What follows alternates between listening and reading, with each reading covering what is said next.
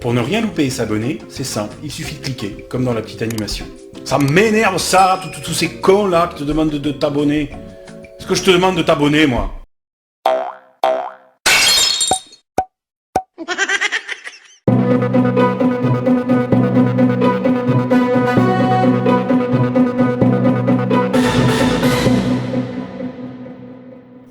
Ce second tour, c'est la République en panne. Cette élection, cette campagne, on n'y comprend vraiment plus rien.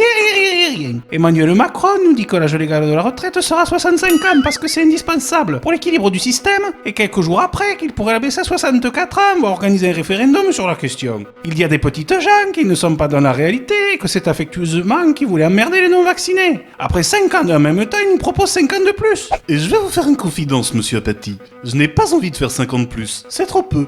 Mais pour 2 septennats, je signe. Ça, c'est de la planification écologique. Quant à Marine Le Pen, elle confirme qu'elle ferait un référendum sur le retour de la peine de mort pour nous dire le lendemain que ce serait inconstitutionnel. Idem sur le voile, dont elle nous rebat les oreilles à dire qu'elle l'interdira dans tout l'espace public, pour finir par nous dire 2 jours plus tard que ce n'est plus sa priorité, que ça dépendra de l'âge de celle qui le porte. Elle a dit ça, la gauchiste? Ce n'est pas en détail, n'est-ce pas?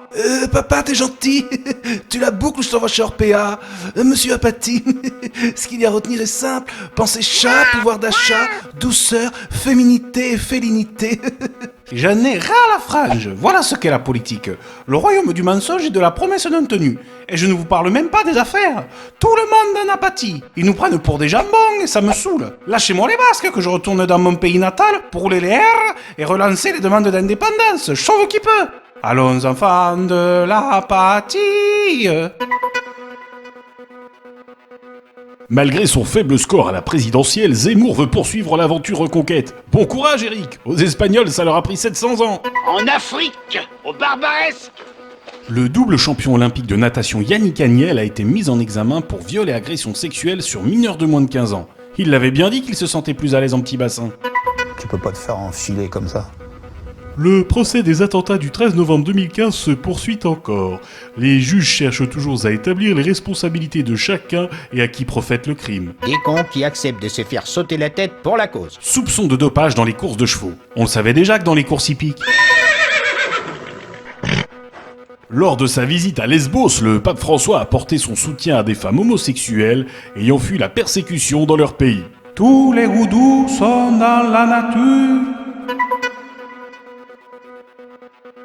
Les agents de la ville de Paris vont devoir travailler 35 heures par semaine. C'est honteux de doubler leur temps de travail comme ça. Putain, mais ils nous prennent pour des machines. Bah attends, arrêtez pas. Gustave Flaubert a toujours beaucoup aimé les femmes.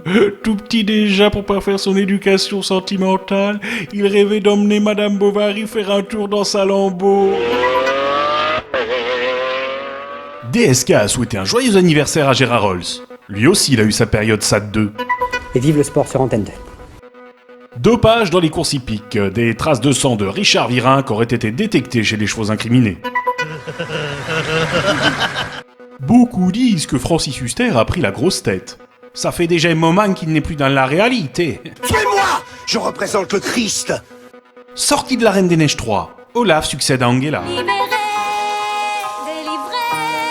Oh, comme le dit mon président d'ami Emmanuel, gardons-nous de manipuler l'histoire. C'est vrai, ceux qui l'écrivent s'en chargent déjà très bien.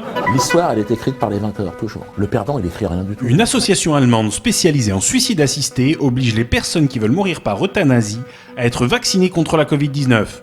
Des fois que ce fichu virus veuille leur piquer leur boulot. Personne n'est venu se plaindre. J'ai juste un petit problème de bouchard. À 49 ans aujourd'hui, Fabrice Santoro est toujours marié à la même femme. C'est encore Ida. Nabila se dit soulagée par le résultat du référendum en Nouvelle-Calédonie. Elle était très inquiète par une remise en cause des accords du VA. C'est un temps extrêmement philosophique. Savez-vous comment on surnomme DSK en Afrique du Sud? Monseigneur Desmond Tutu. Jean-Michel Apathy a dit, si un jour je suis élu président de la République, je raserai le château de Versailles. Ce serait ma mesure numéro 1 pour que nous n'allions pas là-bas en pèlerinage cultiver la grandeur de la France. Il est énorme, Jean-Michel, au-dessus c'est le soleil.